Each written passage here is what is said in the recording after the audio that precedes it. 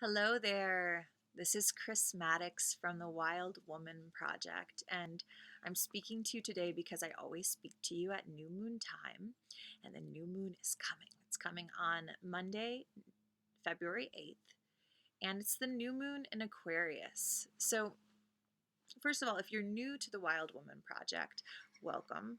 So happy that you're here. And second of all, you'll notice right away that we make a really big deal about this particular time of the cycle, the new moon time, the dark moon time. And there are many reasons for that. It's a time where we're encouraged to do like the moon does. So if you were to look at the sky, and I hope that you do, on the night of the new moon, you will not see anything but stars. The moon is tucked back behind the sky.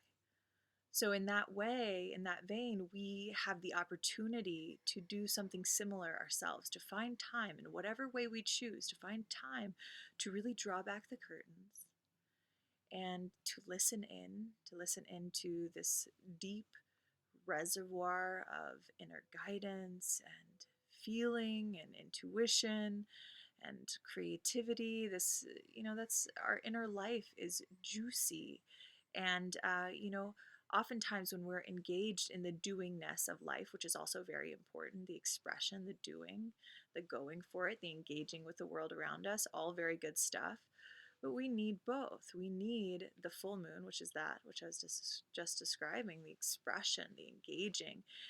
And we need that, drawing back, that time with our own hearts and the quiet so that we can hear. And it is in that dance between the solitude and the inner listening, and then going out and engaging from a place of, really being rooted from that solitude time, get rooted in ourselves so that we can go out and whatever we're engaging in, the doingness of life comes from much deeper root, a truer place, because we've given ourselves the gift of pause, of respite, of introspection. So that's what this time is really about. So we have a theme each and every new moon, and it's always inspired by the astrological placement of the particular new moon. So we have a new moon in Aquarius coming, and that really inspired the theme of the month, which is through the eyes of the wild woman.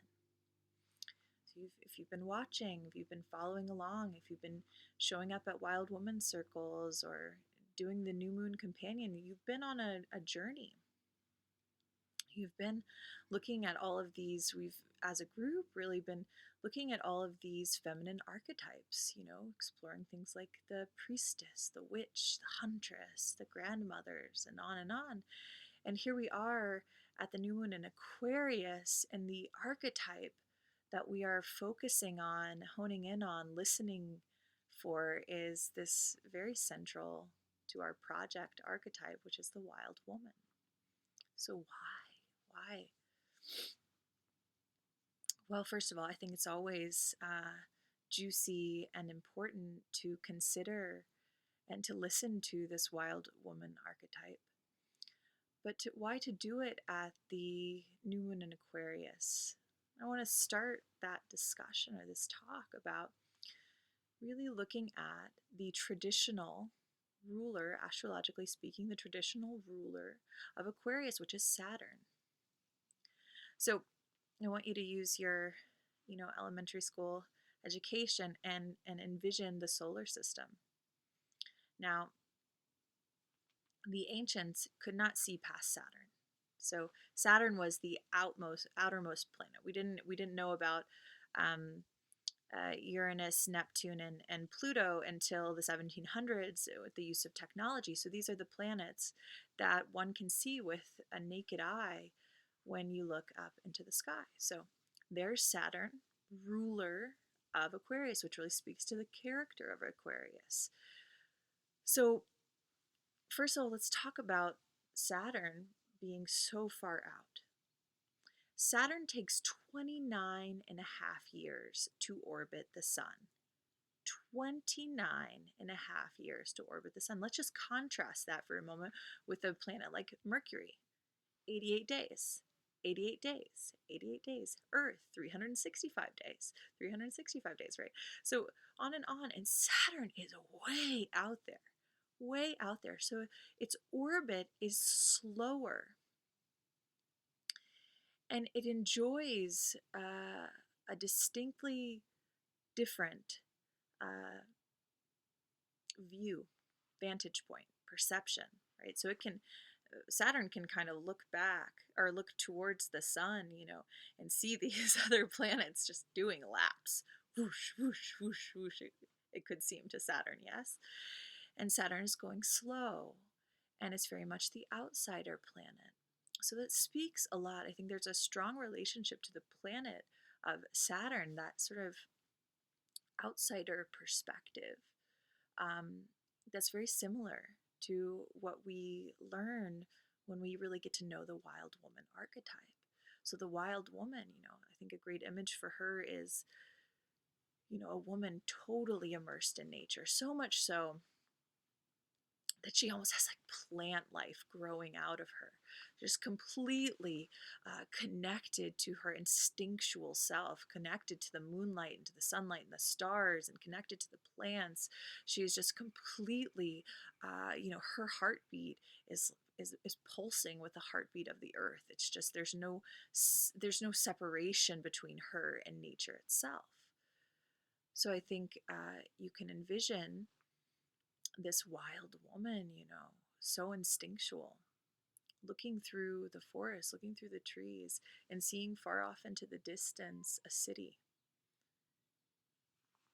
And the skyline, maybe a smokestack, and the lights of the city, and the cars driving by, the honking, and people eating in restaurants, and homeless people out on the street asking for food, money, police officers, teenagers, the shuffle, the going, the pavement, the electricity, all of these things, imagine a wild woman out in the forest and seeing that in the distance, and how peculiar so much of our civilized world must seem from that vantage point.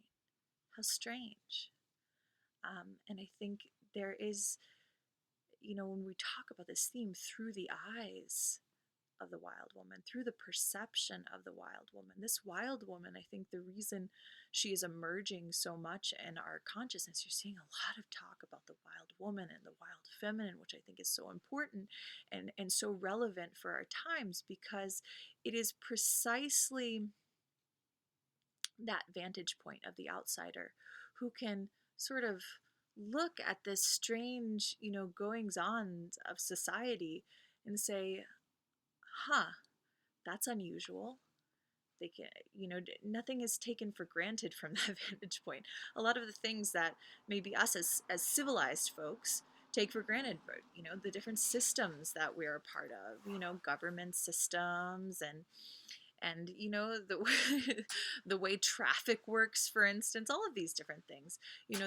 There are a million things that happen in our day-to-day life in civilization that could seem extremely strange to a person that has only known the wild. And so that the natural questioning that comes about when you're looking from that vantage point, from the vantage point of Saturn or from the vantage point of the wild woman, and you say, huh, that's strange. Is that the best way to do it? Does that make sense? That energy, that thought process is, I think, extremely useful at this moment in time, where what we're seeing collectively is a lot of the systems and the ways of doing things are not necessarily sustainable, not necessarily helpful. And I don't want to say all of the civilized world is wrong, or anything like that, but and we can use the questioning of that outsider natural questioning of that outsider to really look at our lives and our communities and our world and say, does this make sense? Is this the best way to do this? It's a very useful perspective. It's a very useful perspective. So, on this new moon, as we're tuning in to the wild woman, as we're tuning into the new moon in Aquarius, we have the opportunity to sort of see with new eyes and to see from that wildish perspective. So, I've written here in the new moon report some suggestions, things that you can contemplate, a practice you can do to sort of explore this, and some advice for intention setting.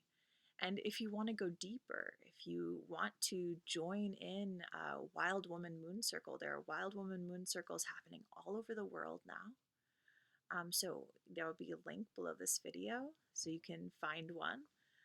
If there's not one near you, or you prefer a solo journey, you can download the New Moon Companion. That'll be you and me doing a deeper talk, a deeper look, a visualization, and some intention setting together. And for those of you who feel sort of called into, especially drawn to the wild woman archetype herself, we have a circle leader training coming up this spring.